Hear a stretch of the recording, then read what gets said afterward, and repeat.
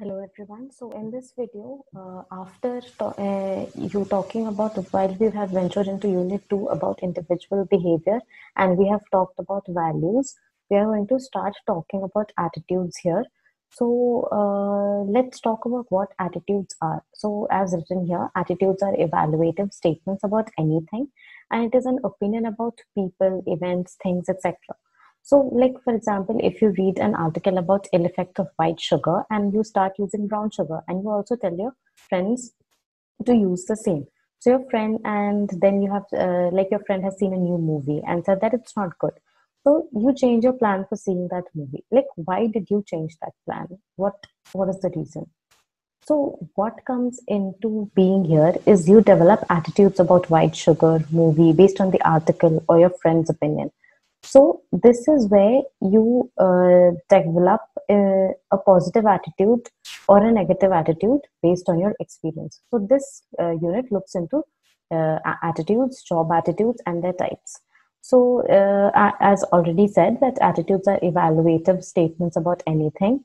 And like if one says like I like my school, so then they are expressing their attitude about their school, and an attitude is also a point of view about a situation, and they serve as a basis for our evaluation about events, things, etc. So there are three components which are present in attitude, namely cognitive component, affective component, and behavioral component. So what is cognitive component? The opinion or belief segment of the attitude is cognitive component of the attitude. Like the belief that my boss is partial because just because he has scolded me irrespective of my hard work is cognitive component of the attitude. And another example, like if your senior says that a particular teacher is not good, then you develop a bad opinion about that teacher, but this may be not true, and you might realize it when that particular teacher takes a course and teaches you. Then only you will know if it's right or wrong. Similarly, you get an opinion of your friends about a particular brand of mobile, TV, anything before buying it. Then you conclude that the brand is not good. So it is thinking component of the attitude. Now the component of attitude is developed based on your experiences, opinions from friends, newspaper articles, etc. Secondly, it's affective component. Now, what is affective component is it is the emotional or feeling segment of the attitude. The feeling that I don't like a brand as it is not good is emotional, and affective component of the attitude is the affective component of the attitude. Similarly, like I hate the boss is the feeling of component of attitude, and it is the next level of attitude which is the result of cognitive component. Thirdly, we have behavioral component. So the component of an attitude refers to aim, and mainly it's an intention to behave in a certain way towards someone or something. This attitude is the doing component of attitude. When you actually do what you feel, then it is difficult to change that attitude. I'm buying another brand and I'm resigning the job is the behavioral component of attitude. So a positive experience, like for example, a positive experience may remove the negative opinion about the person or thing. So in behavioral component also, we have like we have other like we also like we have other things also like job attitudes, job involvement, and job satisfaction. So like what is job attitude? Okay, so job attitudes are the opinions about jobs. Like the important job attitudes are like job involvement, job satisfaction, job employee engagement, and organizational commitment. And the recent job attitude is employee engagement. Then second comes job involvement. What is job involvement? So job involvement is basically the degree to which an individual believes the importance of his job and considers his participation as important for the success of his company.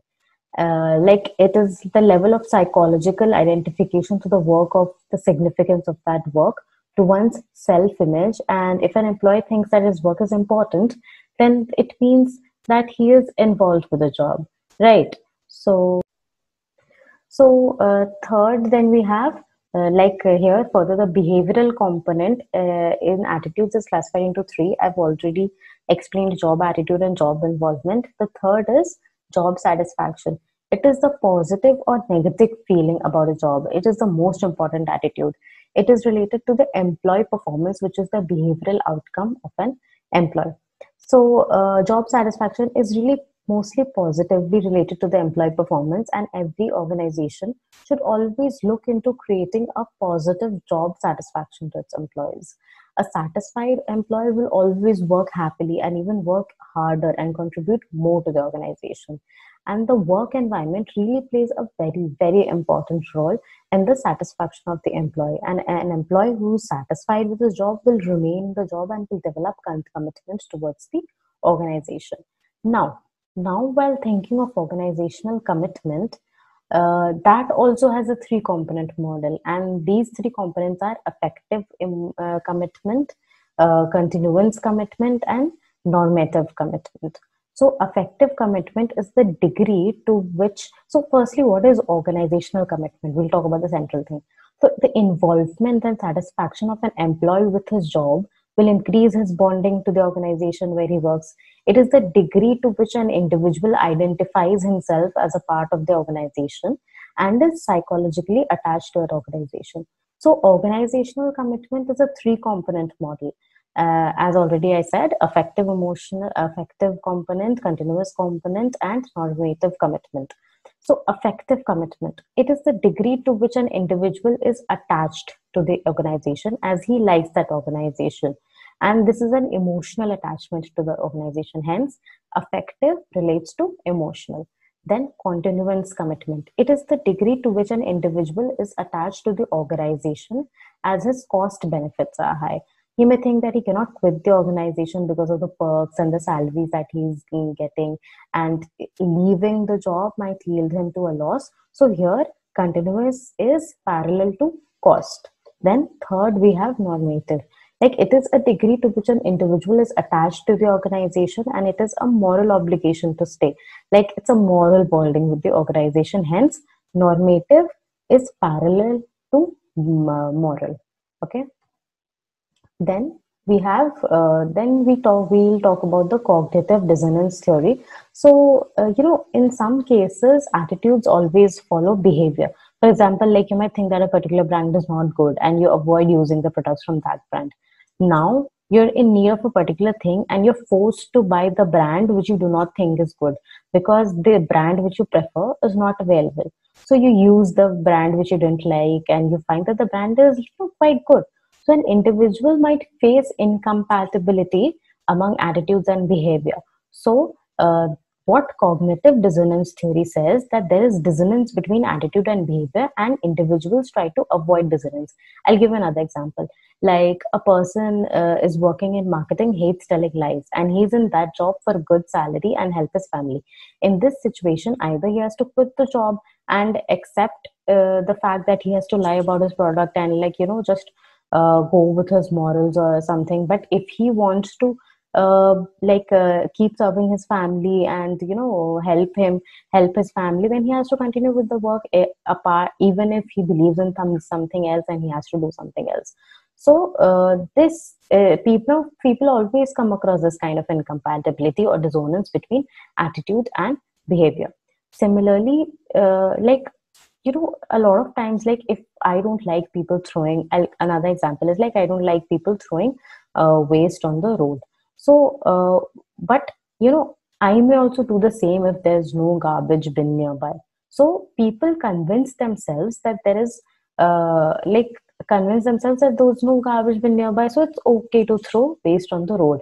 So we find ways to remove the dissonance between our attitude and behavior. So this is what wholly a cognitive dissonance theory is about. Then lastly, in the attitude topic of individual behavior, we'll talk about measurement of attitudes. So how can we really measure attitudes? So job attitudes are measured using different instruments. So different instruments used to measure various job attitudes are, firstly, we'll talk about two of them. Firstly is Minnesota Satisfaction Questionnaire, which is one of the most popular questionnaires to measure satisfaction and is widely used in questionnaires where it's a long form and short form. Okay, Then the second one is job descriptive index. So what is this? It has 5 facets of a job satisfaction, namely work, quality of supervision, relationship with co-workers, and promotion and pay, etc. It consists of 72 items where you just have to give answers in yes or no and I don't know responses. So this is how it works. So in the end, we'll say that organizational commitment is mostly measured using organizational commitment scale. So with this, we've come to end with the topic of attitude. And in the next video, we'll talk and learn about personality, which will be the third topic of this unit.